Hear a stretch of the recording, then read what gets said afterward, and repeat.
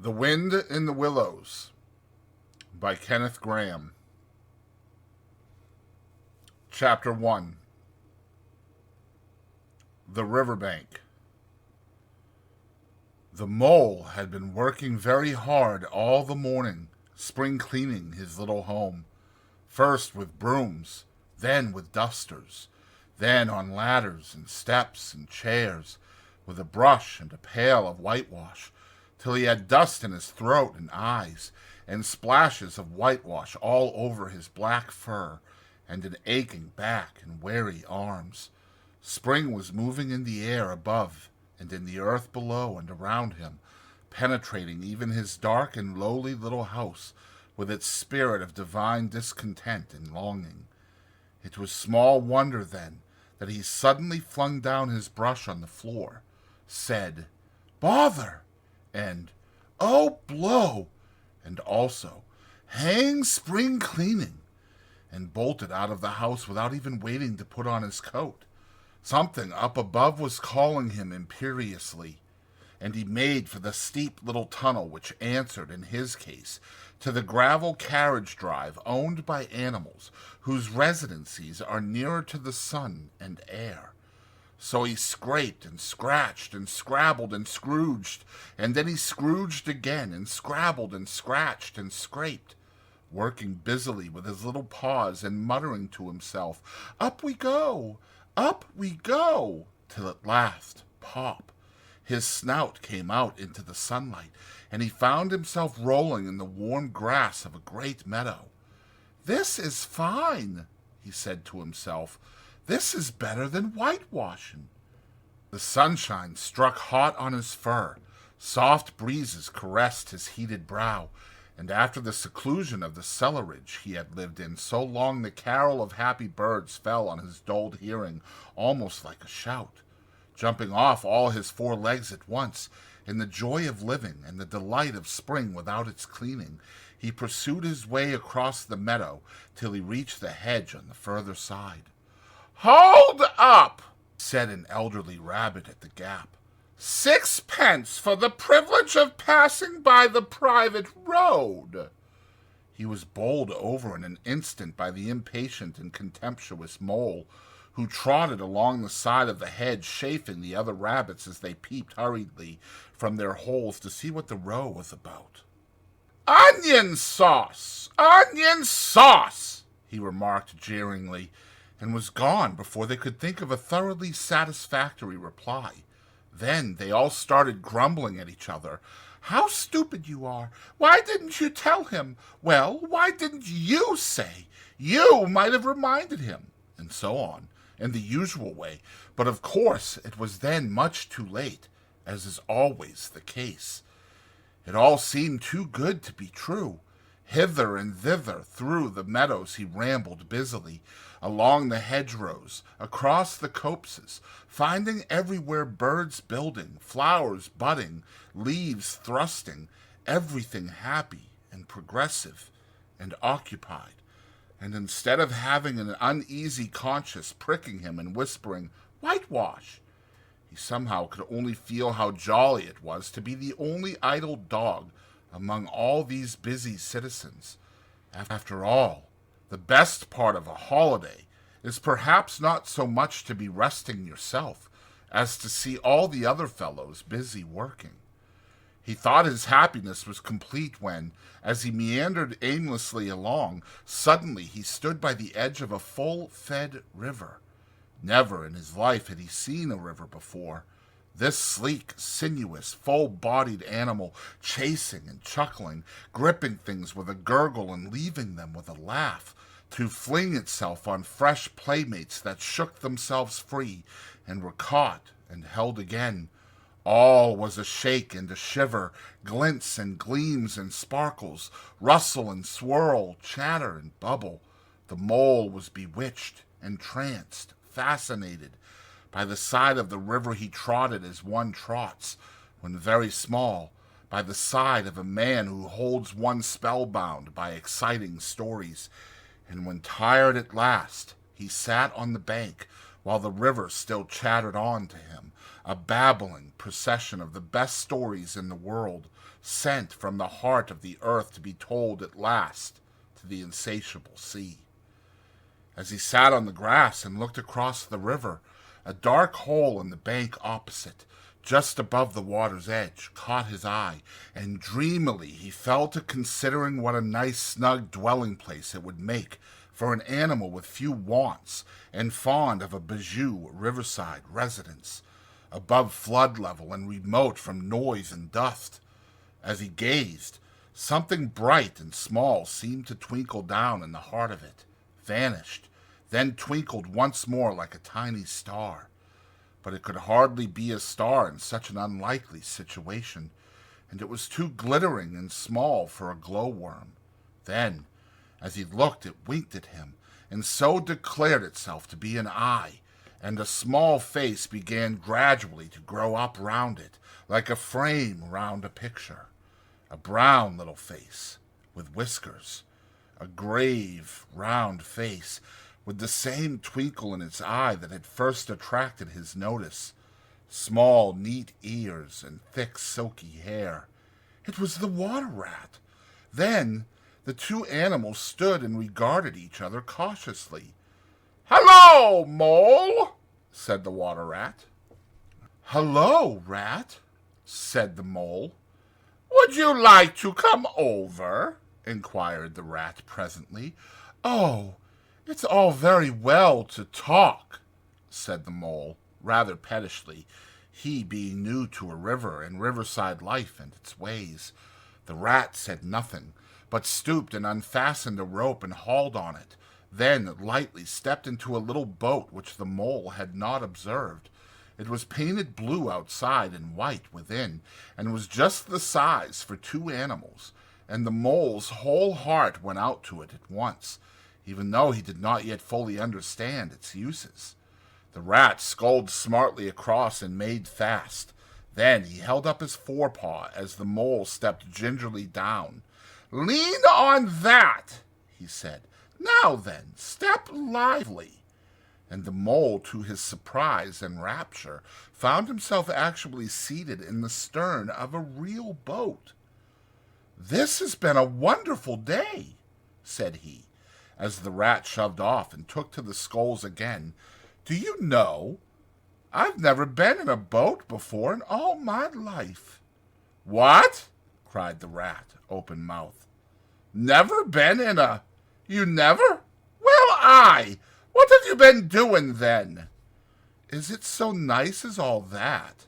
asked the Mole shyly, though he was quite prepared to believe it as he leaned back in his seat and surveyed the cushions, the oars, the rowlocks, and all the fascinating fittings, and felt the boat sway lightly under him. "Nice? It's the only thing," said the water-rat solemnly, as he leant forward for his stroke. "Believe me, my young friend, there is nothing, absolutely nothing, half so much worth doing as simply messing about in boats. Simply messing," he went on dreamily. "Messing about in boats. Messing." "Look ahead, Rat!" cried the Mole suddenly. It was too late. The boat struck the bank full tilt. The dreamer, the joyous oarsman, lay on his back at the bottom of the boat, his heels in the air. "About in boats, or with boats," the rat went on composedly, picking himself up with a pleasant laugh. "In or out of 'em, it doesn't matter. Nothing seems really to matter. That's the charm of it. Whether you get away or whether you don't, whether you arrive at your destination or whether you reach somewhere else, or whether you never get anywhere at all, you're always busy, and you never do anything in particular. And when you've done it, there's always something else to do. And you can do it if you like, but you'd much better not. Look here, if you've really nothing else on hand this morning, supposing we drop down the river together and have a long day of it." The Mole waggled his toes from sheer happiness, spread his chest with a sigh of full contentment, and leaned back blissfully into the soft cushions. "What a day I'm having," he said. "Let us start at once." "Hold hard a minute, then," said the rat. He looped the painter through a ring in his landing stage, climbed up into his hole above, and after a short interval reappeared staggering under a fat wicker luncheon basket. "Shove that under your feet," he observed to the mole as he passed it down into the boat. Then he untied the painter and took the sculls again. "What's inside it?" asked the mole, wriggling with curiosity. "There's cold chicken inside it," replied the rat briefly. "Cold tongue, cold ham, cold beef, pickled gherkins, salad, French rolls, cress sandwiches, potted meat, ginger beer, lemonade, soda water." "Oh, stop, stop," cried the mole in ecstasies. "This is too much." "Do you really think so?" inquired the rat seriously. "It's only what I always take on these little excursions, and the other animals are always telling me that I'm a mean beast and cut it very fine." The mole never heard a word he was saying, absorbed in the new life he was entering upon, intoxicated with the sparkle, the ripple, the scents and the sounds in the sunlight. He trailed a paw in the water and dreamed long, waking dreams. The water rat, like the good little fellow he was, sculled steadily on and forbore to disturb him. "I like your clothes awfully, old chap," he remarked after some half an hour or so had passed. "I'm going to get a black velvet smoking suit myself some day, as soon as I can afford it." "I beg your pardon," said the mole, pulling himself together with an effort. "You must think me very rude, but all this is so new to me. So this is a river?" "The river," corrected the rat. "And you really live by the river? What a jolly life!" "By it, and with it, and on it, and in it," said the rat. "It's brother and sister to me, and aunts, and company, and food and drink, and naturally washing. It's my world, and I don't want any other. What it hasn't got is not worth having, and what it doesn't know is not worth knowing. Lord, the times we've had together! Whether in winter or summer, spring or autumn, it's always got its fun and its excitements. When the floods are on in February, and my cellars and basements are brimming with drink that's no good to me, and the brown water runs by my best bedroom window, or again when it all drops away and shows patches of mud that smells like plum cake, and the rushes and weed clog the channels, and I can potter about dry shod over most of the bed of it and find fresh food to eat, and things careless people have dropped out of boats. But isn't it a bit dull at times?" the mole ventured to ask. "Just you in the river, and no one else to pass a word with?" "No one else to... Well, I mustn't be hard on you," said the rat with forbearance. "You're new to it, and of course you don't know. The bank is so crowded nowadays that many people are moving away altogether. Oh, no, it isn't what it used to be at all. Otters, kingfishers, dabchicks, moorhens, all of them about all day long, and always wanting you to do something, as if a fellow had no business of his own to attend to." "What lies over there?"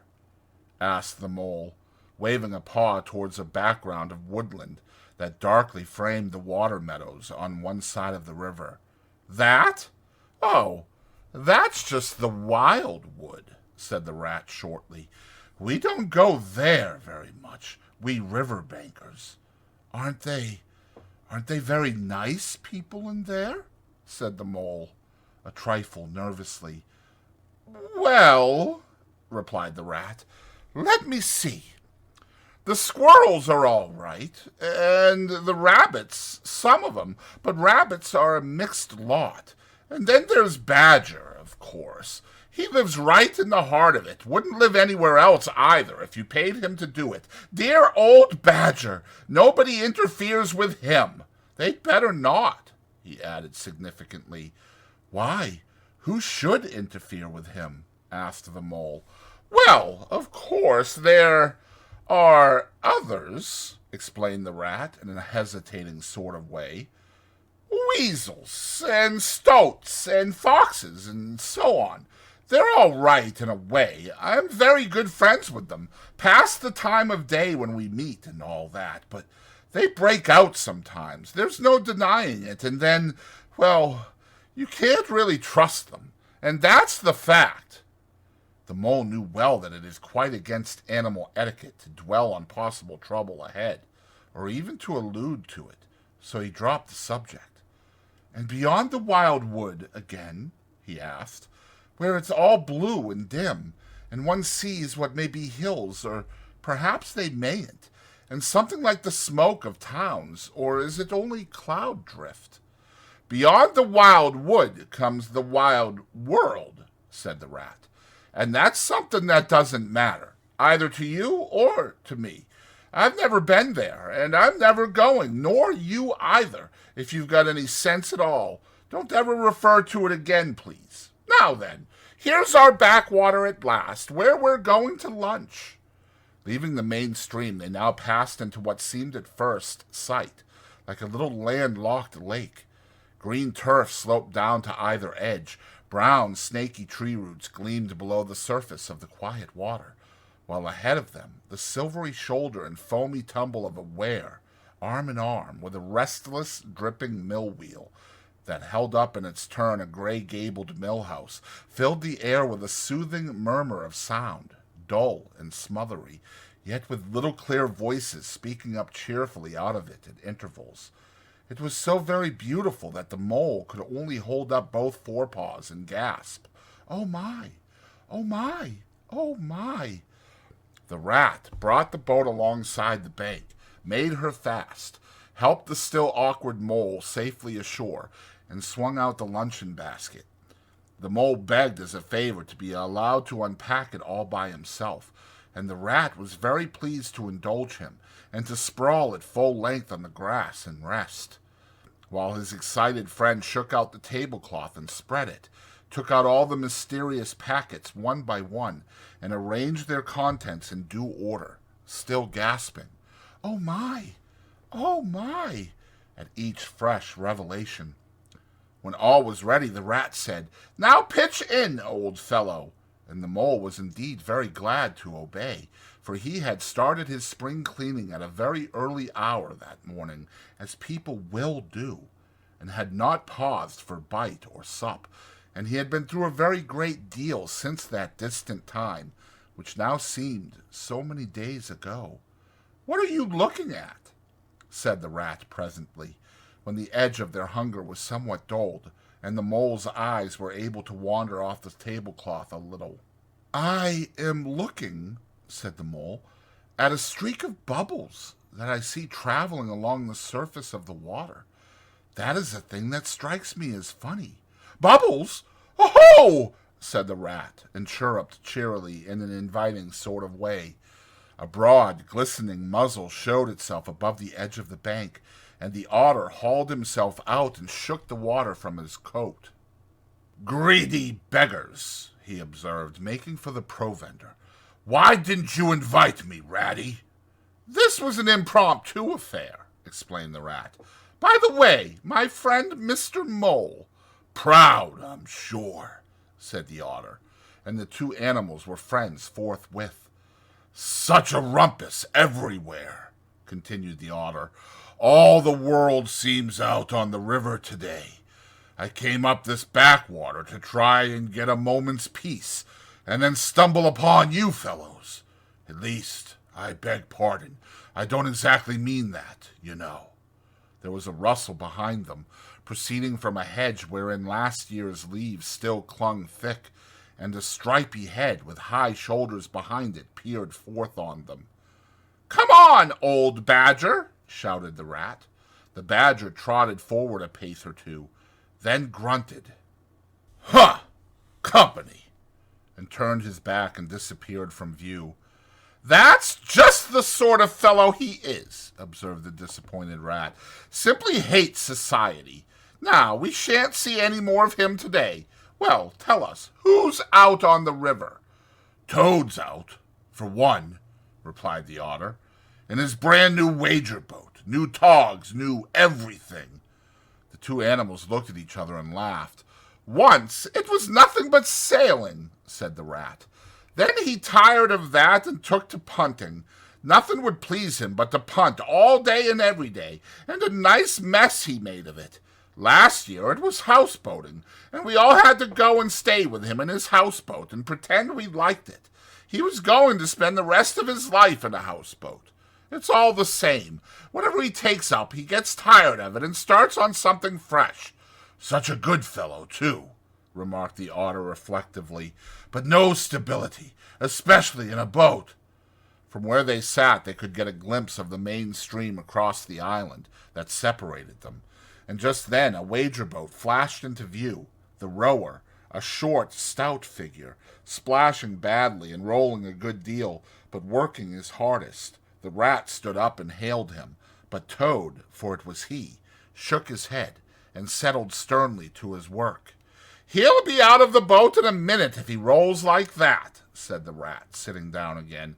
Of course he will, chuckled the otter. Did I ever tell you that good story about Toad and the lock keeper? It happened this way. Toad, an errant mayfly, swerved unsteadily athwart the current in the intoxicated fashion affected by young bloods of mayflies seeing life. A swirl of water and a cloop, and the mayfly was visible no more.